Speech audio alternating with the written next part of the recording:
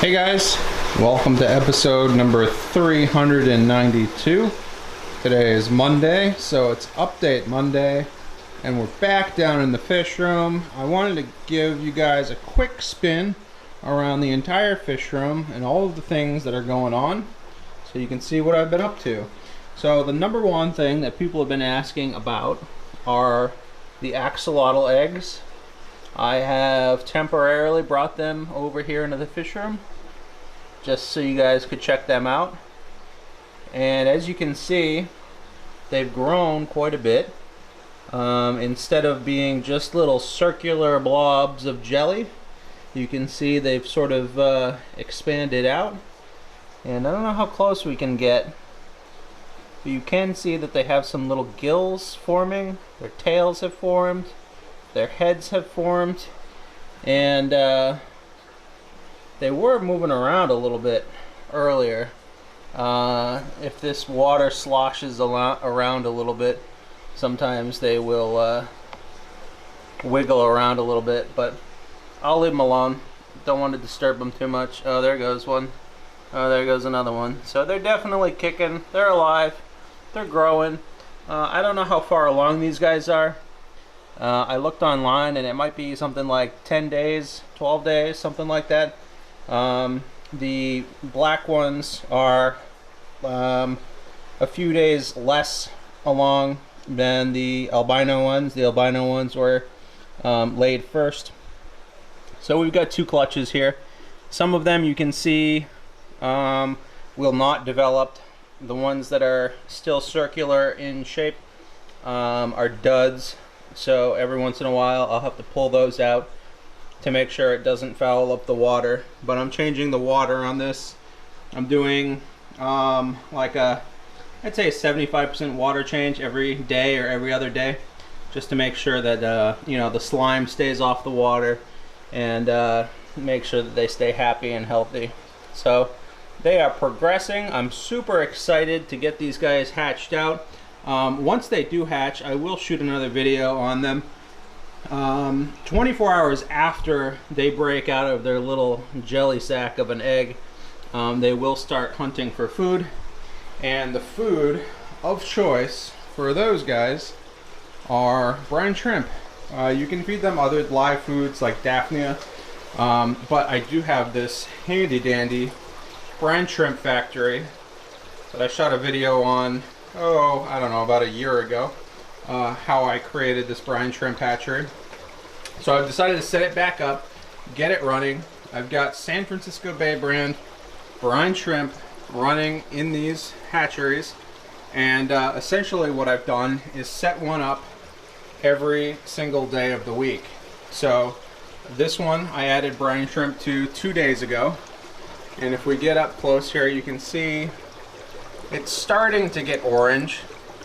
The black are the unhatched eggs, the orange are the hatched baby brine shrimp, and then the white specks are the empty shells. So it's a little hard to see with everything bubbling around, but that's how we're going to leave them. So I will be able to harvest this here probably today or tomorrow. I'm a little early. I jumped the gun a little bit. Usually you don't have to start hatching brine shrimp until the axolotls have started to hatch, but I wanted to get this up and running, make sure there weren't any problems. So I did that one 2 days ago, did that one yesterday, and I just did this one today. So you can see it's much more orange over here, and it's a little bit darker here, and it's dark and really clear water there because those are just the eggs themselves. And you know, once a day you just wipe these eggs back down in to make sure that they don't all stick to the top.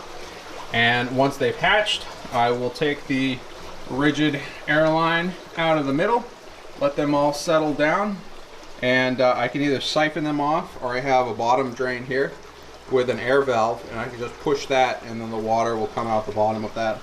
So that's the brine shrimp hatchery. If you haven't seen the construction video of this, definitely go check that out. I'm pretty proud of this little contraption I've made, and it's serving me well. So hopefully this will produce way more than enough brine shrimp for the baby axolotls. And if I produce any more, I will certainly feed them to my fish. This algae system has been a little bit neglected. As you can see, it's looking more brown than green. But I probably will try to start this back up. I do have some Daphnia left over. They've been sitting in these buckets for like a year. They've been neglected a little bit as well. So what I might try to do is get these cultures back up and running here, just for the sole purpose of feeding these axolotls that are coming along. So this is up next to fix this. I might separate these guys into some larger tubs so I can examine what the colony strength is of those. Hopefully I've still got quite a few left over. And then we've got not a whole lot going on in the 40-gallon breeder tanks. I've been meaning to get some new fish in. There are a few things that are slowing me down. One, I do need to rehome a few more of the angels. I do have 3 or 4 angels that are left over. I'm not really interested in breeding them at this moment. I do love angels and I do like breeding angelfish. I just don't have the time to devote to them, pulling the eggs, hatching the eggs separately and whatnot. And the other thing is, a tank like this, I mean, honestly, it should be taller for angelfish, and I could really only get 2 pairs per tank if I put a divider in. So I think I can make better use of my space. Down here we do have some crayfish, and you might have seen these in previous videos before. That right there is a mommy crayfish, and there's a few over here as well. These are actually the survivors from my Mardi Gras party that I threw earlier this spring, and I decided to keep a couple, save them from the boil, and try to see if I could raise them up as aquarium pets. And so far they've been doing okay. They're very highly cannibalistic, so I think I only have 5 or 6 left. I probably started with twice that, so we'll see. I did get some babies from them, and I think they are in here. I'll just need to track them down. They're actually mixed in with some of the Memocreb self-cloning crayfish. That's what these smaller baby ones are in here. So I'll have to see if a few of those grow up and what I can do with those. I don't think I'll be boiling them anytime soon. There's no way I'm gonna produce enough of them to eat or anything like that, but it has been a fairly entertaining little project. So that's going on down there. A bunch of people have been asking about the Oscar. How is the Oscar doing? Here is the Oscar. He has not been doing so well. As you can see, he's grown tremendously. He's probably about 3 times the size he was when I rescued him from the pond, but as you can also see, the front of his head is pretty beat up. And essentially what happened was, when I rescued him from the pond, that water was close to freezing, and he was on his deathbed for a little while. He took about a week or 2 to warm up, but he was stressed. He was really stressed, and I had to put him in his own tank, and he started exhibiting signs of what I believe was hole in the head disease. And that's essentially what you see on the front of his head there. All those pock marks is caused by stress.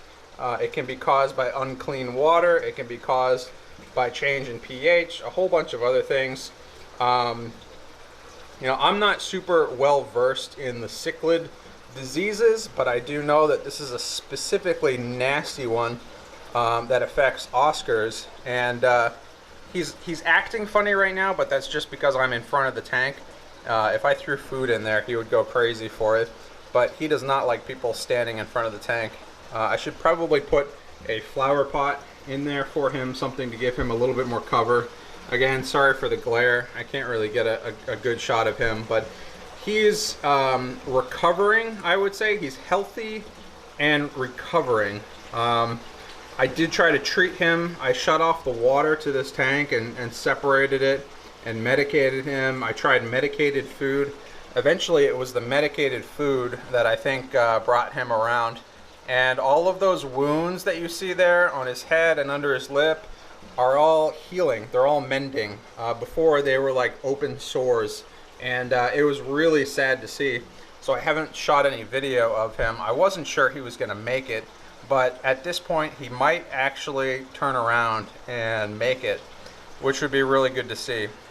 He is quickly outgrowing this tank, so I'll need to figure out the next step for him. I never thought I was going to own an Oscar, but here he is, and he's alive. Hopefully I can make him completely well again, but he has had quite a trip. So this is what happens when you aren't responsible with your animals. When you throw one in a pond, they're either going to die or they're going to get way stressed out and bad things are going to happen. So lucky he's still alive. I wish he was in better shape than he is, but I'll tell you what, he is certainly a fighter, and I've never seen a fish that is that tough before, because I think most other fish probably would have tossed in the towel. Alright, on to the pond. The pond is doing pretty well. Haven't done a whole lot. We did get some water hyacinth from Gary. I've tried this in here before, and it's just slowly rotted back, died back.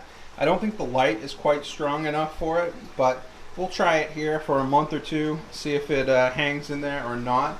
If it doesn't, I'll just throw it out. If it does, hey, maybe it will multiply.